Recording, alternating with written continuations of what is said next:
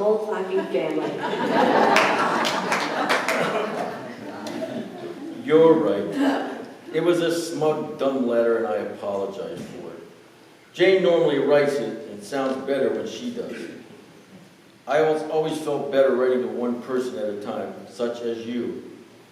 I guess what I really wanted to say is our family, so far our family as our family is concerned, we're managing to hold our heads above water in this tricky world. Jane and I have our problems, but we're comfortable with each other now, and the boys, for the moment, are out of trouble. Vicky seems to be off drugs now, and Ted is getting help on his stammer.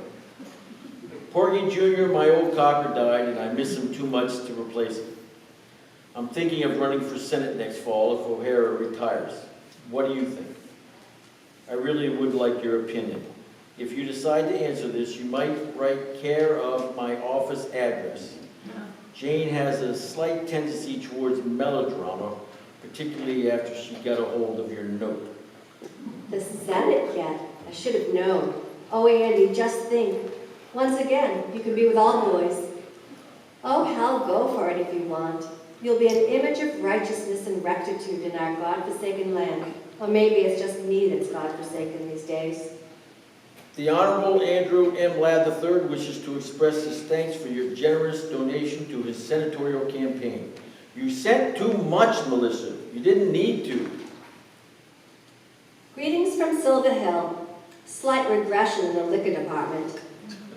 They say it's in the genes. Lord knows my mother has the problem, and my father too in the end. Anyway, I'm working on it. Darwin is being a real shit about the girls. He's cut down on my visitation rights, so when you get to Washington, I want you to write a special law about vindictive ex-husbands, banishing them to Lower Slobovia forever and ever. Amen. Season's greetings from Senator and Mrs. Andrew M. Ladd and family. Season's greetings indeed. Is that all you can say to me after 40 years? I'm warning you, Andy. Keep that shit up and I swear I'll come down and ruin the whole Senate. Sorry, my staff sent that out. Merry Christmas, old friend. How are you? Where are you these days? Living in New York, alone for a change. But the big question is, who am I these days? That's the toughie. I keep thinking about that strange old world we grew up in. How did it manage to produce both you and me, a stalwart, upright servant of the people, and a boozed-out, cynical, lascivious old broad? The best and the worst, that's us. Don't be so tough on yourself. Get back to your art. I'll try. Merry Christmas, Happy New Year, and much love. Much love? Much love? God, Andy, how sexy. Remember how much that meant in our preppy days? If it was just love, you were out in the cold. And if it was all my love, you were hemmed in for life. But much love meant that things could go either way. Remember? Merry Christmas and love from us all. Saw you on 60 Minutes. You looked fabulous. And that was a great little pep talk in the Senate on our responsibilities to Latin America. But don't forget to keep your eye on the ball. Thanks for your card. What ball? The ball is that money doesn't solve everything. It helps, but not as much as people think. Take it from one who knows. That's the ball. Merry Christmas and love. What are you up to these days? I'm trying to work with clay. Remember that kind of clay we used in Mrs. Mickler's art class in 4th grade? That old gray stuff? We called it plasticine. I'm trying to work with that. I'm making cats, dogs. I even made a kangaroo jumping over a glass of orange juice. Remember that? I'm trying to get back to some of those old feelings I had back in the homeland. I have to find feelings, any feelings, otherwise I'm dead. Come down and help me search. I have a studio down in Soho where we could, we could at least have dinner and talk about old times, couldn't we, Senator Ladd? P.S. Did you know that my mother got married again at the age of 82 to my father's brother yet? So now you have to call her Mrs. Gardner again, just like the old days. The wheel seems to be coming round full circle, hint, hint. A quick note on the way to the airport. When you write, Put "Attention Mrs. Walpole" on the envelope. She's my private secretary. I've alerted her and she'll pass your letters directly to me, otherwise the whole office staff seems to get a peek. In haste. I'm having a show opening January 28th through February 25th. Won't you come? I'd love to have you see what I've been up to. Maybe it will ring a few old bells. Can't make it. I'll be on an official visit to the Philippines most of February, then a week spring skiing at Stowe with the boys. Good luck. How did your show go? Haven't heard from you. Tell me about your show. I want to hear from you, please. The show stank. The crowd hated it. The critics hated it. I hated it. It was nostalgic shit. You can't go home again, and you can quote me on that. I'm turning to photography now, realism. Oh, Andy, couldn't I see you? You're all I have left. I'll be in New York next Tuesday the 19th. Have to make a fundraising speech at dinner. I could stop by your place afterwards. I'll be there all evening. Red roses. This time I think I know what they mean. All I know is that after last night, I want to see you again. Any chance of any other fundraisers coming up in the near future? Mrs. Walpole, are you there? Are you delivering the mail? I'm sorry I've taken so long to reply. I've been upstate mending a few fences and then to Zurich for a 3-day economic conference and then a weekend with Jane mending a few fences there.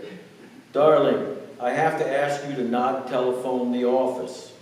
Every call has to be logged in, and most of them are screened by these over-eager college interns who like to rush back to Cambridge and New Haven and announce to their classmates in political science that Senator Ladd is shacking up on the side. The phones simply aren't secure. At long last, the letter beats out the telephone, my love, and guess what? I'm writing on the old Parker 51 my grandmother gave me when I went away to school. I found it in the back of my bureau drawer with my scroll and key pin, my Lieutenant J.G. bars from the Navy, and the Zippo letter you gave me at some dance. It feels good writing to you again. Longhand, forming my D's and T's the way that Miss Emerson taught us so long ago. I know you'll never like writing letters, but now you have to. As for business, I plan to come through New York next Wednesday, and I'll call you from the airport if there's time to stop by. Sweetheart, I loved seeing you. Come again. We'll be stopping through a week from next. Did you ever dream we'd be so good at sex? 2 uptight old wops going at it like a sale at Brooks Brothers. I figure 50 years went into last night. Let's go for 100. Oh my God, come again soon, or sooner. I'm already making plans.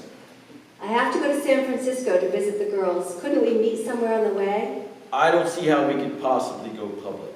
Some country inn, some deliciously seedy motel. I don't see how. See you more than just a few hours. Price we have to pay. Other politicians have gotten divorced. Rockefeller, Reagan. Jane, the children, my particular constituency, because of the coming election. I don't see how we can. I'm getting so I think about nothing but how we can. You've become the center of my life. If you left, I don't think I could. I'm not sure I can change my life so radically. I suppose you know all this, but there's a crack about us in Newsweek. My mother heard some radio talk show where they actually named names. What should I do? Go away? What? Dear Andy, a reporter called up from the Daily News. What do I do about it? Nothing. They called Darwin, you know. They tracked him down. The son of a bitch told them this has been going on for years. Wish it had been. Now they're telephoning. What do I say? Say we're good old friends. Friends I like. Good I like. Old, I'm beginning to have problems with. I miss you terribly. Better lie low. Will I be seeing you again? Hold on, girl. I need you, Andy. You're my anchor man these days. Without you, I'm not sure Just I can. hold on. Where were you? I waited 3 hours, hoping they'd at least call. Please, don't telephone. Mrs. Walpole was sick that day. I haven't seen you in over a month now. The coming election. Surely you could at least take time out to... If I want to be re-elected... I need you. I need to be with you. I don't know if I can... The election. The election. The election. I haven't heard from you in 6 weeks, Andy. You're trying to tell me something, Andy? Is this it, Andy? Congratulations on a landslide victory. Love, Melissa. Could we meet at your place next Sunday night? Oh, thank God.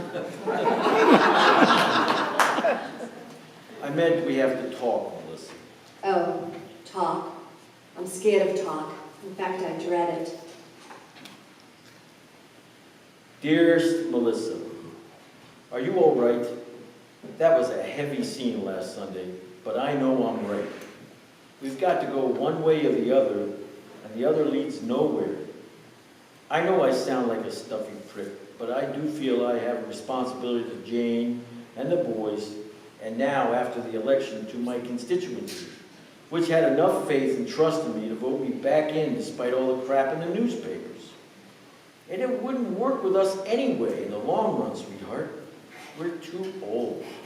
We carry too much old baggage on our backs. We'd last about a week if we got married. But we still can write letters, darling. We can always do that. Letters are still our strength and our salvation. Mrs. Walpole is still with us. And there's no reason why we can't continue to keep in touch with each other in this old, wonderful way. I count on your letters, darling. I always have. And I hope you will count on mine. Are you there? I'm putting please forward on the envelopes, but who knows? Now I'm resorting to the telephone, but all I get is your damn machine. Please, I need to hear from you. Senator and Mrs. Andrew Ladd III and family send your warmest holiday greetings and every good wish for a new year. Andy Ladd, is that you? Blow-dried and custom-tailored and jogging trim at 55, hiding behind that lovely wife with her heels together and her hands folded discreetly over her snatch. And is that your new dog, Andy? I see you've graduated to a golden retriever. And are those your sons and heirs? And help, is that a grandchild nestled in someone's arms? God, Andy, you look like the Holy Family. Season's greetings and happy holidays and even Merry Christmas, Senator Ladd. We who are about to die salute you. Just reread your last note. What's this we are about to die stuff? May I see you again? I want to see you again, if I may. Dear Mrs. Carter, I seem to have lost touch with Melissa again. I wonder if you might send me her latest address. Dear Melissa, your mother wrote and told me that you had returned to the land of Oz. I'm flying up next Thursday to see you. No, please don't. Please stay away. I've let myself go. I'm fat, I'm ugly, my hair is horrible. I'm locked in a funny farm all week, and then Mother gets me weekends, if I'm good. They've put me on all sorts of new drugs, and half the time I don't make sense at all. I can't even do finger painting now without fucking it up. My girls won't even talk to me on the telephone now. They say I upset them too much. Oh, I've made a mess of things, Andy. I've made a total ghastly mess. I don't like life anymore. I hate it. Sometimes I think that if you and I had just, oh, but just stay away, Andy, please. Arriving Saturday morning, we'll meet you at your mother's. Don't. I don't want to see you. I won't be there. I'll be gone. Andy, I swear I'll be gone.